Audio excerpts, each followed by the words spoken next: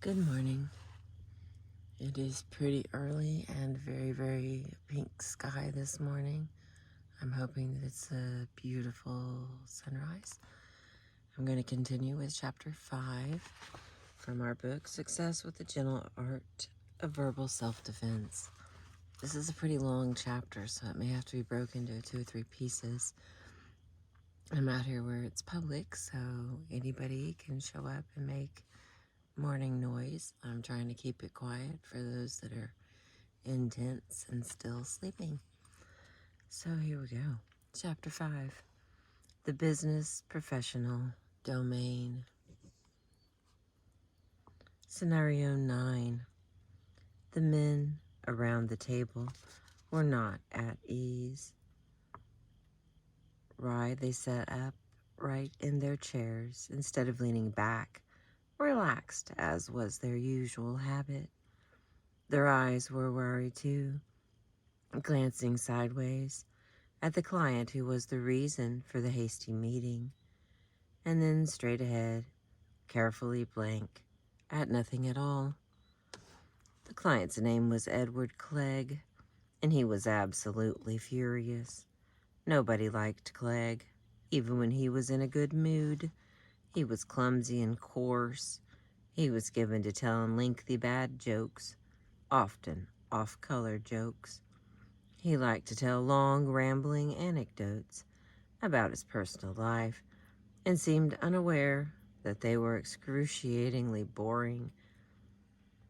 It was fortunate that he had inherited money and had sense enough to hire good people to look after his affairs. If he had had to actually earn the money himself, he would have starved. Clegg was a flaming pain in the neck under the best of circumstances, and these were emphatically not the best of circumstances. His anger at Meta-Mega Corporation was entirely justified. True, Meta-Mega couldn't have foreseen the paper shortage that was holding up his product, but there was no excuse for not having warned Clegg. Because nobody had wanted to deal with him, they had been 2 weeks later giving him the word than they should have been. In a case like this, you turned the matter over to Paul Nelson, and you tried to stay, back out of the line of fire. They were just there to watch Paul Nelson perform. Stupid incompetence, Clegg was yelling at the top of his lungs. If I could get my hands on the idiot responsible for this mess, I'd tear his damn head off. Excuse me. Nelson chuckled and leaned back in this chair with his hands clasped behind his head. That'd be a great feeling, wouldn't it? He asked. Damn right, Clegg bellowed. You people have put both feet in it this time, and I have had it up to here. He slammed both of his fists into his chest. With you. And then he roared into a seemingly endless tirade, specifying in precise and obscene details the errors Meta-Mega had made and the way those errors should be punished. Through it all, Paul Nelson just sat there, showing no distress or irritation of any kind, listening to Clegg's abuse, saying only, and and mystifyingly, gotcha, over and over and over, until gradually, little by little, Edward Clegg began to wind down, until with Nelson's last he subsided out of breath. Paul sat up then, and he leaned forward towards Clegg with his elbows on the table. Mr. Clegg, he said solemnly, holding Clegg's eyes with his own, what really impresses me is the grasp you have of the situation. You are totally in touch with the problem. warts, cracks, bumps, rough edges, and all. And that makes me feel confident that we can smooth this over. I guess I do get a little carried away, said the obstreperous client, his voice now pitched at a normal tone. You do, Paul agreed amiably. You get all bent out of shape. Edward Clegg sighed, and he looked embarrassed. I'm sorry, he said, to the amazement of the spectators. They hadn't been aware that the words I'm sorry were in Clegg's vocabulary. Paul grinned at him. Don't be, he said. We did put both feet in it, just like you said. We should have let you know sooner, and there was going to be slippage in the delivery cycle. But mistakes get made. Mr. Clegg, even in the best of businesses. We put our backs into our work here. We mean for everything to go as smooth as silk, but sometimes we fall short of our goals. This time, for example, we'd like a chance to make it up to you. Well, the man was frowning, obviously thinking hard. How do I know you'll handle it any better next time? Paul chewed on his lower lip and frowned, too. He leaned back in his chair again, kicking way back, so that it was balanced precariously on two legs. The others hated it when he did that. For one thing, it was inappropriate for a business environment. For another, you couldn't keep your mind on anything except wondering when Nelson was going to crash to the floor. They were not surprised when Clegg's eyes wandered. You don't know, Mr. Clegg? Paul said bluntly. You can't know. But what's your gut feeling? Clegg's eyes were on the teetering chair. Nelson straightened up. The chair legs hit the floor with a thud, and the other man jumped, startled back to full attention. What's your gut feeling? Nelson repeated, more sharply this time. Well, Ed Clegg smiled at him. I'll give you another chance, I guess. Hell, anybody could get careless once. And Paul smiled back. Sure they could, he said comfortably. But you've got us on our toes now, Mr. Clegg. Trust me. Everything is going to be all right. For the people at Metamega, the most annoying thing about Paul Nelson's language behavior is the seeming effortlessness with which he keeps winning. Watching him is like watching magic tricks. They know that what they're seeing must involve skill, not magic. But no matter how hard they try, they can't figure out how it's done. In this chapter, we're going to take a close look at just one part of Nelson's language behavior. And we're going to learn that In this chapter, we're going to take a close look at just one part of Nelson's language behavior, and we're going to learn that technique as he uses it.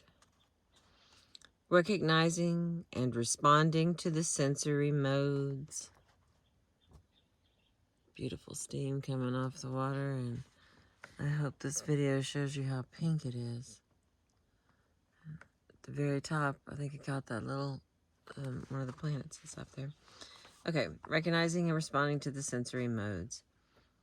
Every human being, in order to function in this world, has to process a constant flood of information from the external and internal environments. This isn't simple. It involves at least the following 4 steps. 1. You have to decide what information you're going to pay attention to. Number 2. You have to divide that portion into 2 sub-parts. A, information to be noted and discarded, and B, information to be stored for future access. Number 3, you have to organize and index the information that you want to keep for transfer to long-term memory. Number 4, You have to make the transfer and do it successfully. At the same time, while you're dealing with all of this, you have to respond to much information that you have no intention of keeping, using your short-term working memory, and carry on your functions in the external world. You accomplish these formidable tasks by using your sensory systems. There are more than a dozen of these, but we will restrict our discussion to those that are most familiar: sight, hearing, and touch, with an occasional reference to taste and smell. We all know people who understand and remember best when they can look at a picture or a diagram or a film. We know others who have to hear information if they are to do their best work.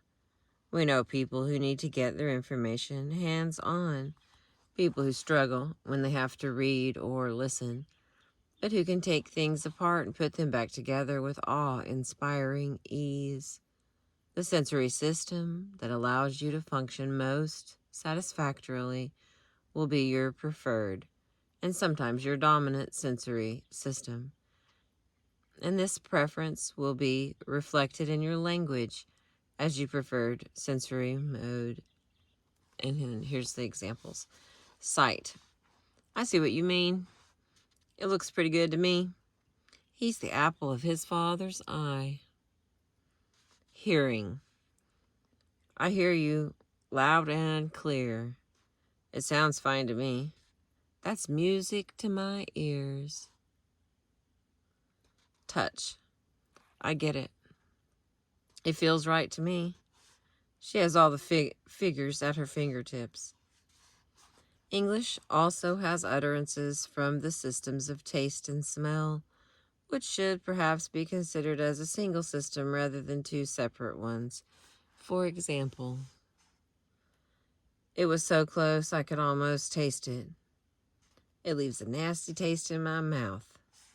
What a sweet deal that is. I can almost smell money when I drive through here. I smell a rat. This whole deal stinks. However, taste and smell appear to be very rare as preferred sensory modes, and often are useful only for saying something negative. Excuse me. We don't know why this is true. There are other languages, Japanese is a good example, that have much larger taste and smell vocabularies than English does, with many terms that have positive meanings. It may be that taste and smell occur more frequently as preferred sensory modes in such languages. Under ordinary circumstances, people can shift from one sensory mode to another with little difficulty. But when they are tense, when they are under stress, when negotiation and confrontation are going on, there's a drastic change. They tend to become locked into their preferred sensory mode. The greater the stress, the tighter the lock, and this restriction in their language behavior, which they are not conscious of, works in both directions. They not only have trouble expressing themselves in other sensory modes, they also have trouble understanding any mode except the one they prefer. Wow. I'm going to read that one more time. They tend to become locked into their preferred sensory mode. The greater the stress, the tighter the lock. And this restriction in their language behavior, which they are not conscious of, works in both directions. They not only have trouble expressing themselves in other sensory modes, they also have trouble understanding any mode except the one they prefer. Think about how you would feel if you went to a business meeting and you were the only speaker of American English there. If everyone else spoke Cockney, for example, or a Scottish dialect, you would be able to follow what was going on after a fashion, but it would be hard work. You would be tense and cross and in a bad humor before it was over. This is essentially the situation for someone locked into a particular sensory mode because of stress. Certainly they can manage language in other modes, but it's a strain that interferes with their performance. You're probably not able to switch from one dialect of English to another at will as a way of making speakers of those dialects more comfortable and capable in their interactions with you. But you can learn to switch from one sensory mode to another, consciously and deliberately,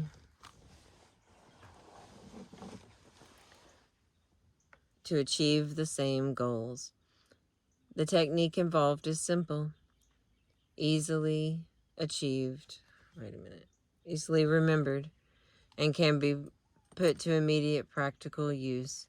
You won't have any difficulty recognizing the sensory modes others use, because the vocabulary of each of the modes is stored in your internal grammar. Once you know which mode you're hearing, you have only 2 rules to follow. Rule 1. Match the mode coming at you. Rule 2. If you can't follow Rule 1, use no sensory mode vocabulary at all. For example, by Rule 1, Fred, how bad does the situation look to you? Anna, I don't see it as very serious. Fred, are you sure you have a clear picture of the problem? Anna, crystal clear, and it looks manageable. And by Rule 2, which is if you can't follow Rule 1, use no sensory mode vocabulary at all. Fred, how bad does the situation look to you? Anna, I don't think it's very serious. Fred, are you sure you have a clear picture of the problem? Anna, I'm sure, and I'm convinced that it's manageable. In the first example, dialogue, Anna has recognized Fred's speech as sight mode and has responded with sight mode vocabulary, matching the sensory mode she hears. The effect of such mode matching is to build trust and rapport. The listener thinks, here's a person who speaks my language, someone who perceives the world the way I do. And Anna is applying Miller's Law.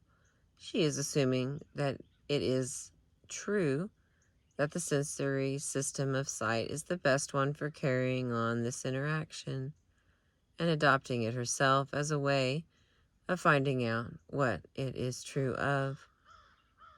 Each time she matches a sensory mode, making it easy for Fred to understand and process her language, she is feeding that language loop, helping it grow. 2 of the meta principles of gentle art, syntonics, are illustrated clearly in this technique. They are Meta Principle 1, anything you feed will grow. Goes a bunch of birds on the water. Meta Principle 1, anything you feed will grow. Meta Principle 2, anything you starve will fester or die. We know these meta principles well, and we apply them systematically when we are trying to produce better people or animals or plants. It's difficult to understand why we behave as if we were ignorant of them when we are trying to produce better communication. In the second example, Anna is not matching Fred's mode, but she is being very careful not to clash with it. This is the neutral response. It doesn't do as much for the interaction as mode matching, but it's far better than mismatch. For example, Fred, how bad does the situation look to you? Anna, I don't feel it's very serious.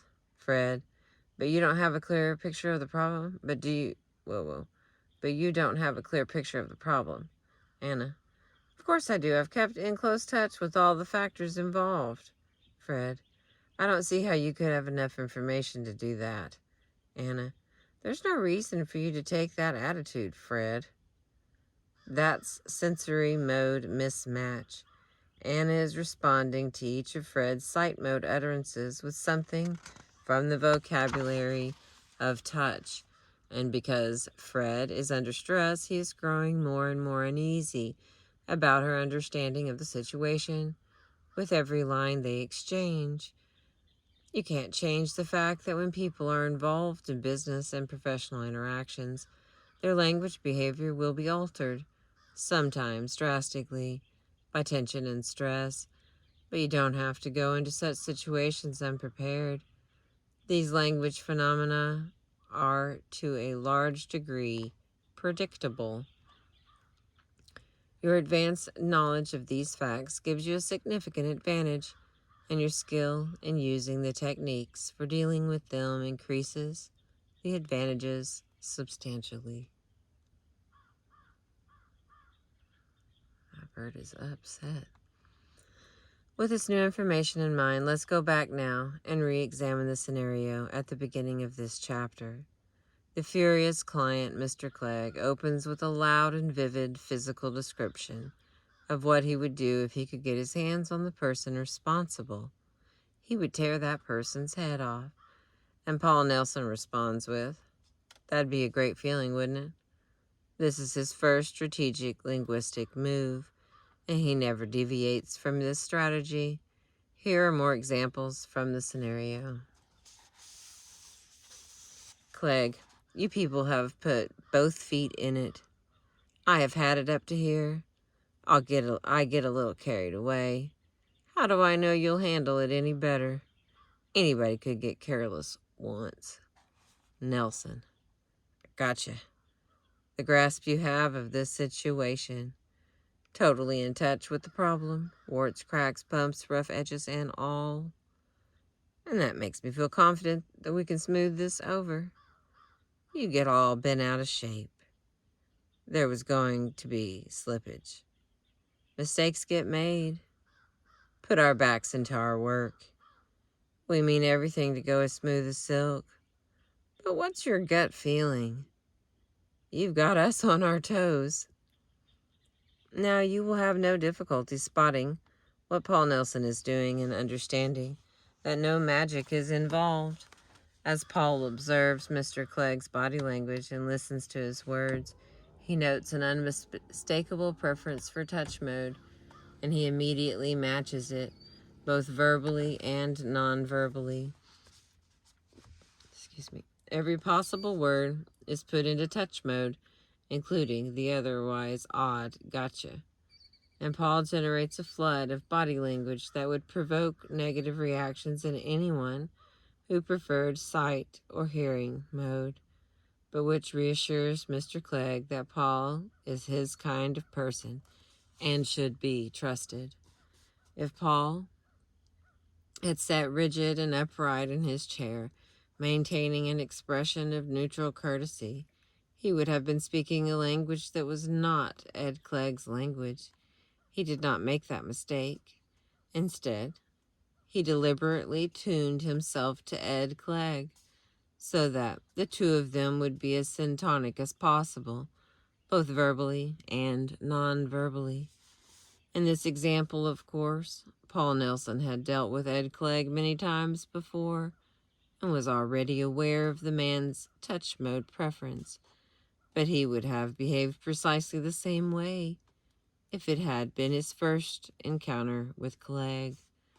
This technique is easy to do, so easy that people typically complain that it couldn't possibly work on the principle of no pain, no gain.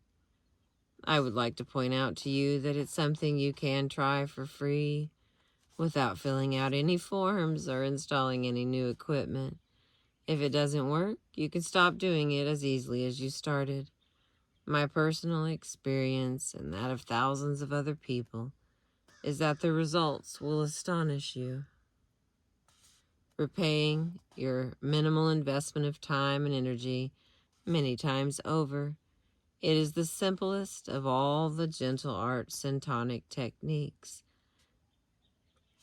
and is the perfect such technique because A, it cannot go wrong, B, it has no exceptions, and C, it serves as the foundation for all the other techniques in the system. When you are comfortable with sensory mode matching, You will find that all the other techniques are easy for you to understand, to remember, and to put into practice.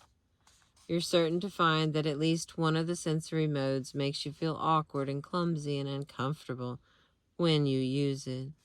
If you prefer sight mode, you will feel strange using touch mode, and vice versa.